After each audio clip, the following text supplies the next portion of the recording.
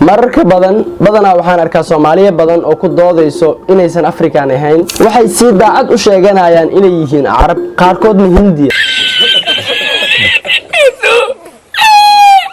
waxaan aad uga siinaxaa markii aan arko da'yar isirkooda iyo dadnimadoodaba shaki gelinayo waxa dhacday iskuulka aan dhigto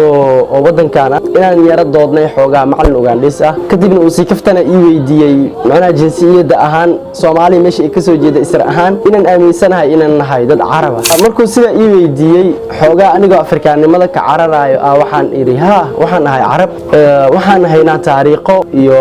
cadeynayo waqtiyadii hore meesha aan ka soo jeedno iyo inaan nahay dad Arab ah aniga xoogaa Afrikaanimadii ka cararaan jawaabtaas bixiyay markaas ayuu aad iyo aad u qoslay wuxuuna dhahay waxaan ku maleyn jiray inaad aqli badan dhaantid ardayda aan wax u dhigi jiray oo Soomaalida ahayd kuwii laakiin adiga ka horeeyay ani markaa qosolkaas aad ii dhibay zaa'id u qoslay run ahaantii aad ay ii dhibtay jawaabtaas oo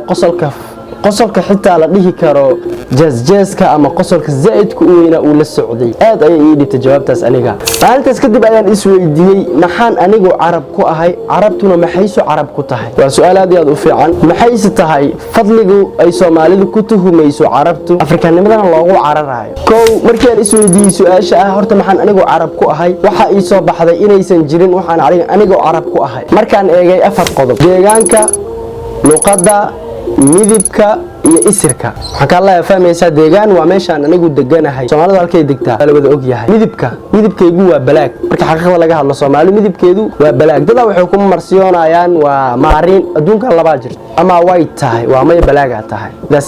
isir ahaan anigu yaan ahay isirkaygu waa qof Soomaaliya adoo afartaas qodob aan fiiriyo afartaas si sharxana insha Allah afarta aan soo sheegay bama wadaagna Arab hadaba maxaan Arab ku nahay waxba markaan isweydiiyay maxay tahay fadligu ay Soomaalidu Arabtu ku tuhumayso fadliga Soomaalidu ay Arabtu ku tuhumayso maxay tahay waxa ii soo baxday inaysan jirin wax jira oo la taaban karo marka laga tago diinta naga dhaxayso inuu ka soo jeedo suubanaheena Muhammad sallallahu alayhi wasallam sallu ala nabiyikum marka la ayaan arkay xadiis hadana ajabtu naftirkeeda Arabtu wax ma dheera Arabtuna ajab wax ma dheera hadaba soo ma haboona inaan joojino sheekooyinkan mala awaalka ee aan dhalankeena ku nacsiinayno midabkooda iyo halka ay ka soo jeedaan qaar badan oo kamid ah dhalinyaradu waxay marsadeen daawooyin ay uga guurayaan midabkooda madowga Afrikaanimada iyagoo aaminay cadaanka inuu yahay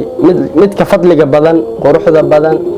cadaantu iyo madowgu waa loo kala siman yahay maanta waxaan aaminsanahay qofka madow qofka cadaanka inuu ka nasiib badan yahay qofka cadaankana qofka madowga inuu ka nasiib badan yahay sidoo xadiisku uu sheegay ajabtu Arabtu wax ma dheera Arabtuna ajab wax ma dheera marka madowga cadaan wax ma dheera cadaankuna madow wax ma dheera maanta qof adiga waa cadahay daawanayo midab madow ma helaysid muxul ma ismarine waa madowdahay midab cad adu dhalatay ma helaysid waxa dheelaysaa laakiin midabada iska caadiga oo xididada korkaaga ka muuqda dhan la arkayo kale insha Allah muuqaalkan maanta halkaas oo ka arkeen doonaa aan iska dayna laakiin shakiga aan gelinayna dhalankeena inaan nahay dad Arab Hindiya dad Hindi ku dhahay insha Allah muuqaalka maanta ku dheeraad halkaan ka arkeen doonaa inta ku kulmeen muuqaalka xigu Soomaali waa Soomaali Arabtu wax lama dheera midka futada cad oo Mareykanka wax lama dheera waa soo dheeraay saaxiib marka insha Allah muuqaalka maanta halkaas ka arkeenayna waxaan saarnaa wadada ku tagnaa inta tii subscribe insha Allah subscribe noo saar like noo saar walaalkaaga noo share garay see you next video bye